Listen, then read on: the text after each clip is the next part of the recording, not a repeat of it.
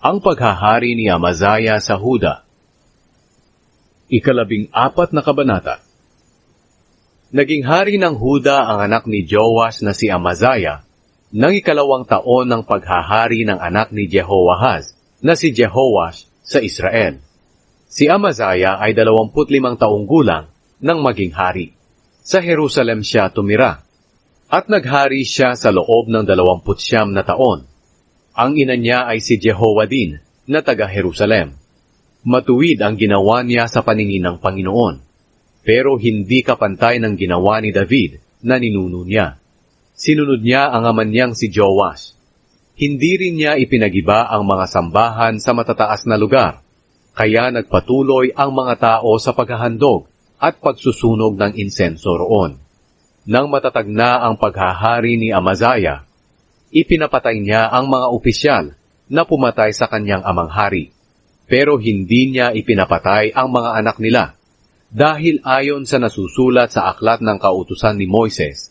Sinabi ng Panginoon, huwag papatayin ang mga magulang dahil sa kasalanan ng kanilang mga anak, at ang mga anak ay hindi rin dapat patayin dahil sa kasalanan ng kanilang mga magulang. Ang taong nagkasala lamang ang dapat managot sa kanyang mga kasalanan. Si Amazaya ang nakapatay ng 10,000 taga-Edom sa lambak ng asin. Nasakop niya ang Sela at pinalitan niya ang pangalan nito ng Jokteel. At hanggang sa kasalukuyan, ito pa rin ang tawag sa lugar. Isang araw, nagsugo si Amazaya ng mga mensahero kay Haring Jehoash ng Israel, na anak ni Jehoahaz at apo ni Jehu. Hinamon niya si Jehoash at sinabi, makipaglaban ka sa akin. Pero sinagot siya ni Haring Jehoash sa pamamagitan ng kwentong ito. Doon sa Lebanon ay may halamang may tinik na nagpadala ng mensahe sa puno ng sedro. Ipakasal mo ang anak mong babae sa anak kong lalaki. Pero may dumaang hayop mula sa gubat at tinapaktapakan ang halamang may tinik. Amazaya, totoong natalo mo ang Edom at ipinagyayabang mo ito. Magdiwang ka at huwag ka na lang makipaglaban sa amin. Manatili ka na lang sa iyong lugar. Bakit gusto mo ng gulo na magdadala lang ng kapahamakan sa iyo at sa Huda? Pero hindi nakinig si Amazaya, kaya nilusob siya ni Haring Jehoash at ng mga sundalo nito.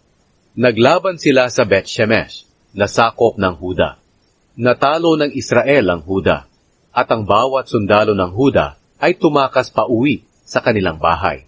Nadakip ni Haring Jehoash si Haring Amazaya roon sa Bet-Shemesh, at dinala niya siya sa Jerusalem.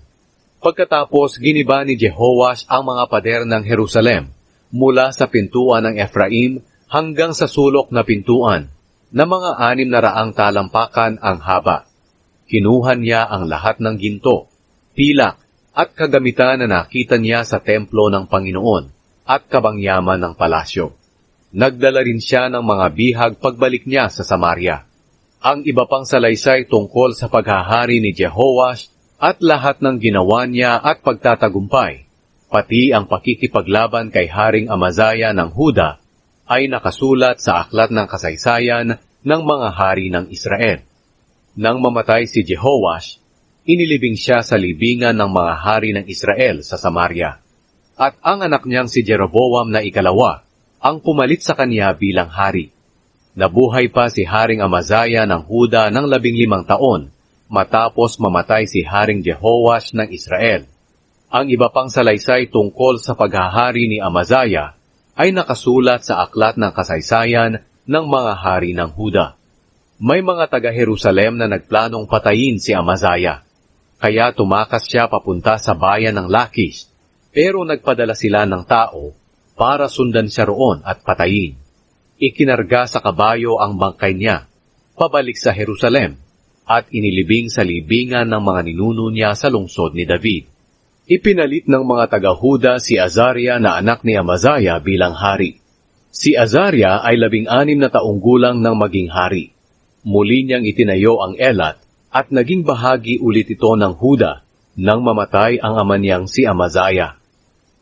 Ang paghahari ni Jeroboam na 2 sa Israel. Nagsimulang maghari sa buong Israel ang anak ni Joash na si Jeroboam na ikalawa, ng 15 taon ng paghahari ni Amaziah sa Huda. Sa Samaria siya nakatira, at naghari siya roon sa loob ng 41 taon. Masama ang mga ginawa niya sa paningin ng Panginoon. Sumunod siya sa mga ginawa ni Jeroboam na anak ni Nebat, na naging dahilan ng pagkakasala ng mga taga-Israel. Nabawi niya ang mga teritoryo ng Israel sa pagitan ng Lebo Hamat hanggang sa dagat na patay, tulad ng ipinangako ng Panginoon, ang Diyos ng Israel, sa pamamagitan ng anak ni Amittai, na si Propeta Jonas na taga Gath-Hefer. Niloob ng Panginoon na mangyari ito, dahil nakita niya ang paghihirap ng mga Israelita, alipin man o hindi, at walang sino mang makakatulong sa kanila.